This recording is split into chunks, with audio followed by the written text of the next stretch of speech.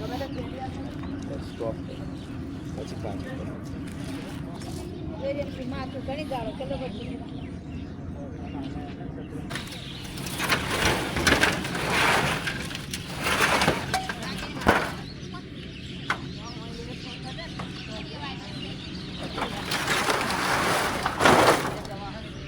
ફેરફારથી જેને પહોંચવા લાગતો ચાલો કાયરાનું કરવાનું જે હોય એ સમજી લો.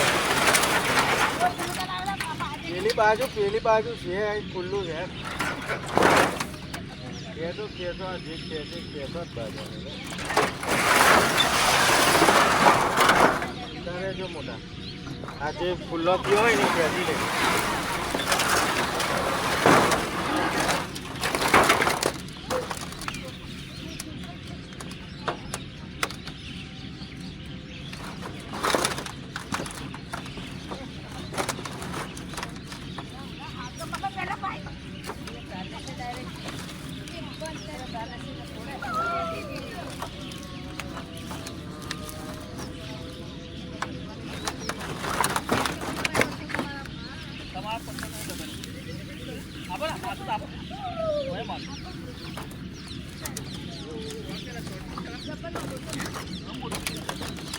કઈ દેખાય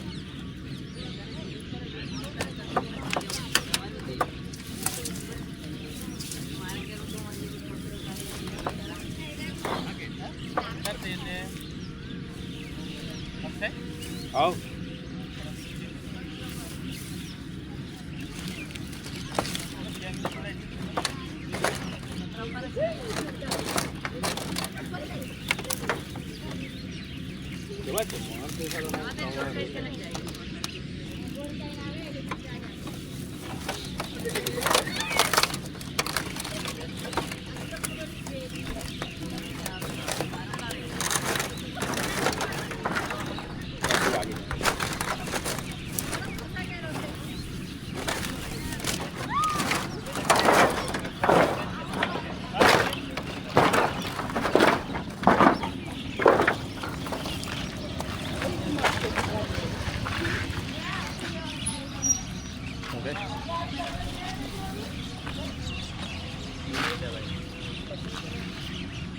જેમાં કાઢી આપ સૌને ભાવી જેતપુરનું આ છે વિશાલ પાઇપ ફેક્ટરીનું પટાંગણ.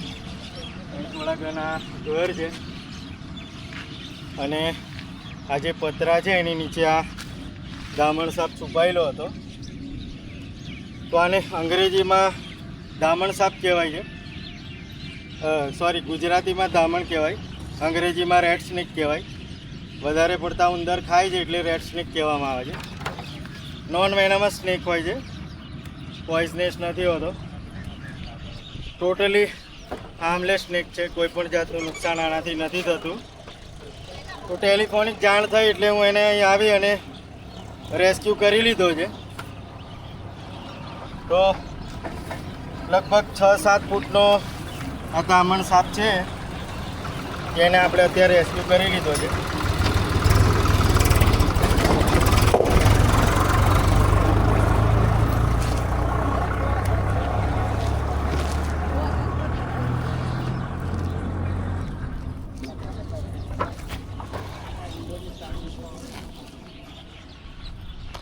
તો એને જોવા માટે અહીં જે એમના ફેક્ટરીના વર્કર હશે એ બધા અહીં રહે છે, એ લોકો જોવા માટે એકત્રિત પણ થઈ ગયા છે.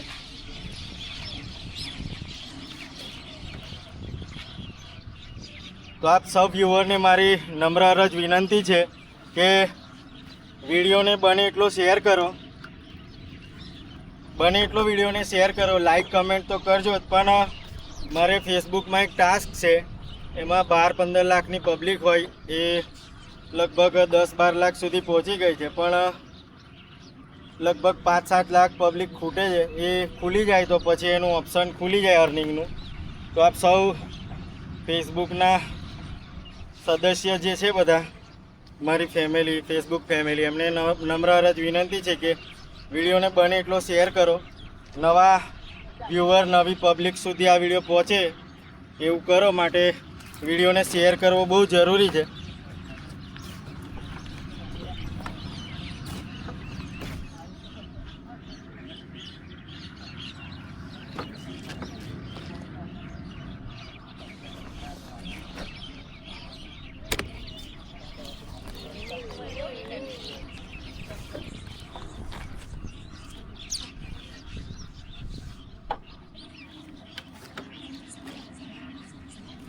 પહેલી વાર થઈ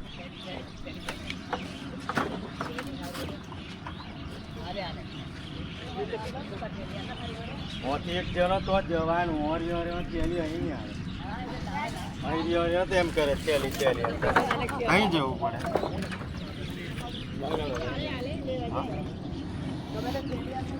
સ્ટોપ પછી પાછું માથું ઘણી ગાળો કેટલો બધું કાલે વાગલો